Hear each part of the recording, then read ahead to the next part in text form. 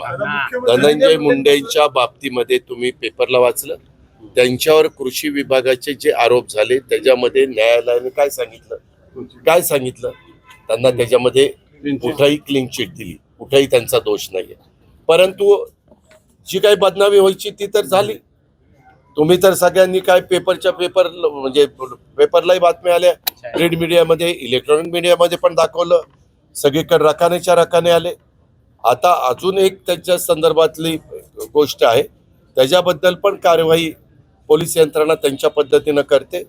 ह्याच्यातनं तर त्यांचं क्लिअर आलं, पण क्लिअर येण्याच्या करता त्यांना जो त्रास सहन करावा लागला, त्यांना जो मनस्ताप झाला, त्यांच्या परिवाराला जो मनस्ताप झाला, तो पुन्हा भरून येऊ शकत नाही ना बाबांनो. अन्याय झाला मंत्रिमंडळात अन्याय नाही. मी त्यांना एक मिनिट, कृषीच्या बाबतीमध्ये त्यांच्यावर जे आरोप झालेले आहेत ते मी म्हणत नाही, न्यायालयाने सांगितलं.